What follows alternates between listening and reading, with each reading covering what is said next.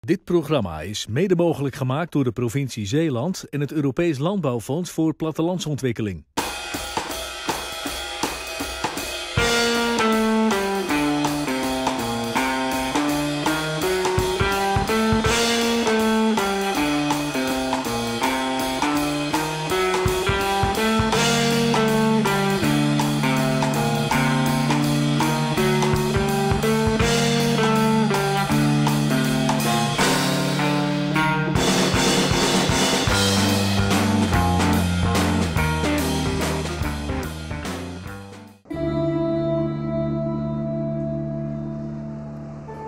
Katie Hagen fietste nog met Gianni Longo.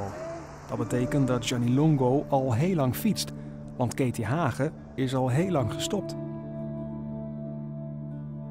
Soms stond zij, de beste zus van Bella, Siska en Helene, later nog eens in de krant.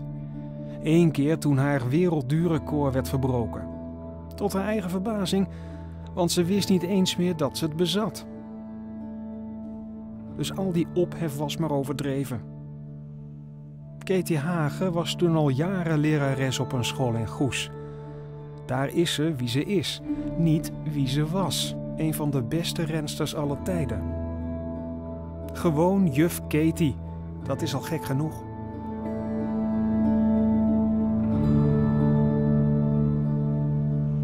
Ik vond Katie echt, en nog steeds, een ongelooflijk aangenaam mens. Heel toegankelijk, heel plezierig, heel onbevangen. En het is die puurheid van het wielrennen van haar die me altijd is bijgebleven. Katie kon geweldig koersen. Dat was een meid. Beetje geblokt type. Ze is nog niet zo groot. Ze is nog niet zo gegroeid eigenlijk. Nee, het is, ze was zoals ze er nu uitziet. Katie, ja, dat was natuurlijk echt een groot talent. Die werd Nederlands kampioen en die werd ook al spoedig wereldkampioen. Bleek ook goed op de baan kunnen rijden. Werd 5 keer wereldkampioen achtervolging. Reed in München het werelduurrecord, 43 km per uur. Ze was gewoon wereldtop. Overal waar Katie ging rijden, dan kon je wel zeggen dat ze kans had om te winnen. En of het nou op een wereldkampioenschap was, op de baan. Katie was gewoon, wat ik zeg, de Leontien van Moorsel uit haar tijd.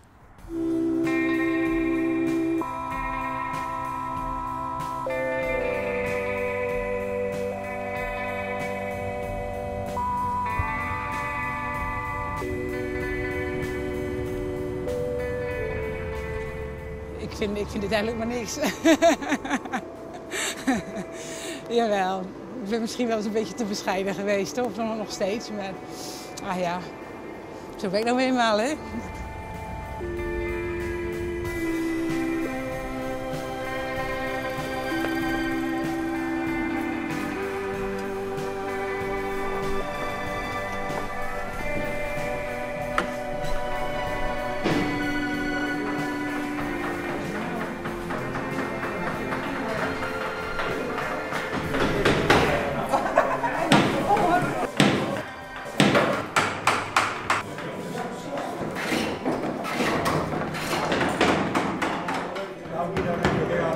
Wat ben je aan het doen? Ik probeer een Zeeuws mes te snijden. Je moet hier wel ontzettend veel geduld voor hebben, hè? Heb ik ook. Was je dat ook als wielrenster? Geduldig? Nee. Nee, ik was altijd wel een zenuwpees, ben ik dan wel. Ja? Jawel. Onzeker? Nou, ja, ik was altijd wel bang dat ik het niet zou kunnen en zo. Maar ook terwijl ik zou winnen, weet je niet. Dat heb ik altijd wel gehad.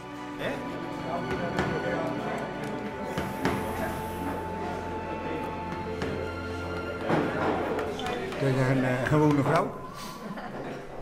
Niks bijzonders. Hetzelfde. Ja. En toch is ze wereldkampioen, hè? Dus zit niet altijd aan je tafel. Ja, zeker. Maar we zijn wel trots als ze hier is. Zeker.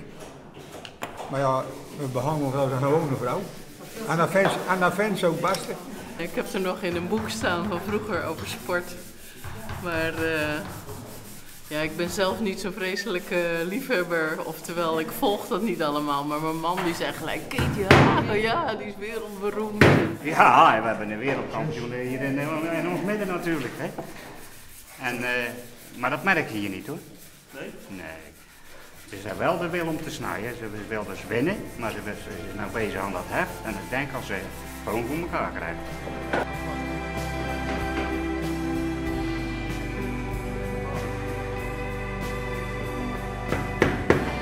Hoeveel tijd besteed je aan deze hobby?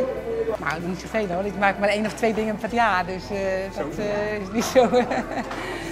Zomaar dat, een keer zomaar gewoon een houten beeldje, net zoals die meneer daar zoiets. En een keer een fietser op een plankje. Wat is het voor een vrouw? Een hele bescheiden vrouw. Een hele warme vrouw. Ja. Maar ja, ik denk dat ze als wielrenster heel anders was. Dat ze daar, want zo fel om zo hoog te komen, moet je zo'n doorzettingsvermogen hebben. En dat merk je gewoon in de omgang, zo op zo'n houtclub merk je dat natuurlijk niet. Weet u nog het moment dat ze wereldkampioen bijvoorbeeld werd? Ja, ik weet wel dat ze enorm aangemoedigd werd op het laatste. En nou, ze haalde dan de streep net en ze was wereldkampioen.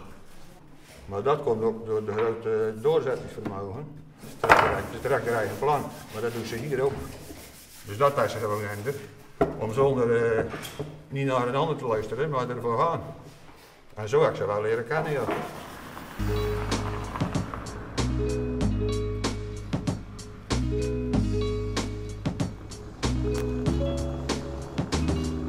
Hoe vaak fiets je eigenlijk nog, Katie? Ik ben nu een mooi weerfietser. Dan fiets ik wel op mijn racefiets of op een mountainbike. Maar enkel als het droog is en niet stormt. Dus ik denk nou 1 of 2 keer in de week, zomers. Maar ik denk dat ik toch best wel, het een en ander meegekregen heb doordat ik gefietst heb eigenlijk ook wel.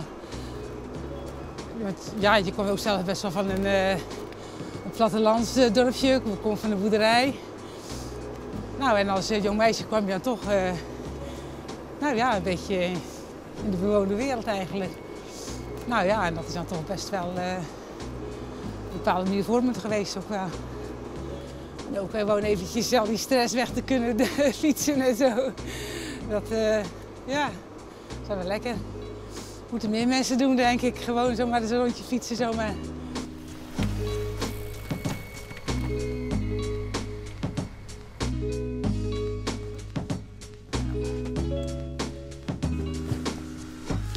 Plakboeken. Ik heb alle jaren bijgehouden, enkel het laatste jaar niet. Dat vind ik eigenlijk wel jammer, want ik weet eigenlijk ook niet meer. Op een gegeven moment denk je wel dat je alles onthoudt, maar dat is dus niet zo. Nou, dit is mijn allereerste jaar. Ik weet niet of je daar... ja, het zijn allemaal krantenknippels en foto's. Mijn uurrecord zit er ook nog in, geloof ik. Iets daarvan. Boekjes vanuit Amerika waar we ook gefietst hebben. We hadden een 10-daagse in Amerika een paar keer waar we gefietst hebben. Kijk je er vaak in? Nee, nooit. Enkel als het... ja, nou, dat is nu. Er zijn er wel eens meer journalisten die denken van... God, heb je nog wat leuks? Zijn er wel mooie herinneringen? Dit is van mijn wereldkampioenschap. Jawel. En als je dan eenmaal gaat kijken, dan je gaat de verhaaltjes weer eens lezen. En dan denk je, oh ja, ja. En dan is het allemaal best wel leuk. Nou, dit is een foto van de eindsprint. Ja. Had je natuurlijk ook nog werd ook nog niet opgenomen op televisie en dergelijke. Dus eigenlijk het enige wat je daarvan hebt is deze foto. En waar was dit? Het was in Imola in Italië. Ja, nou, we waren met een stuk of 6 weg, dacht ik. En ja, daar won ik dan de sprint van. Nou goed, op een gegeven moment denk je van nou, het is nog een paar kilometer, moet ik even mijn best doen. Toch? En dan, ja, dan win je toevallig. Toevallig? Toevallig, jawel. Je moet altijd ook wel een beetje geluk hebben. Ik bedoel, ik kon er toevallig goed af fietsen. Ja, ik bedoel, een ander doet iets anders wat hij goed kan, daar is hij goed in. Dus ik heb het eigenlijk nog nooit zo echt bijzonder gevonden. Dat ik, ja, dat ik anders was als een ander of zo, omdat ik toevallig een beetje harder fietste of zo. Dat, nee? Nooit zo ervaren ook? Nee. Ook ondanks dat u toch enige aandacht daardoor kreeg? Ja, maar ik vond die aandacht niet altijd echt leuk. Nee. Je zat liever op de fiets dan dat je voor de microfoon stond? Ja.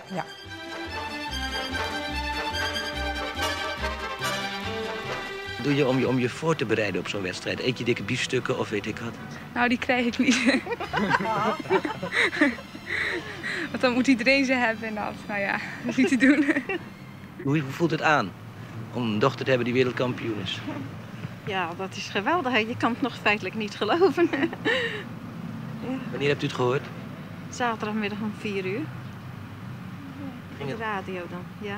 En daarna is geloof ik het hele dorp in rep en roer geraakt, hè? Ja, daar heb ik niet zoveel van gezien, want ik ben pas 's avonds naar het dorp gegaan.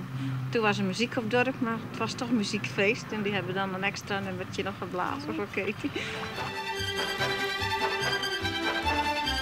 Er zijn ook altijd wel 2 Katie's, hoor. Eentje die op de fiets zat en eentje die gewoon eraf was.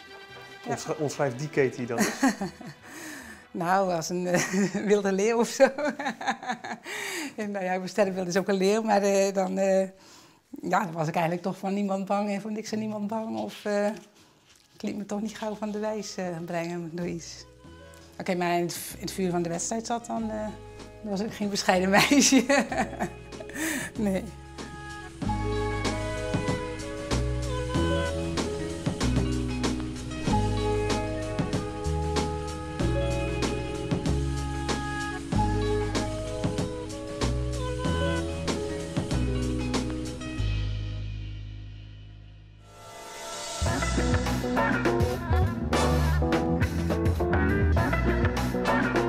Er is een wielerbaan geweest in Capellebrug, eentje in Terneuzen en één in Sas van Gent. En dat waren houten banen en daar werden sprintwedstrijden gehouden op doordeweekse dagen en in de weekends. Maar die wielerbanen die zijn op een gegeven moment verdwenen omdat er geen animo meer voor was. Wil je het unieke met je kop in de wind wielershirt winnen? Ga dan snel naar www.omroepzeeland.nl en doe mee!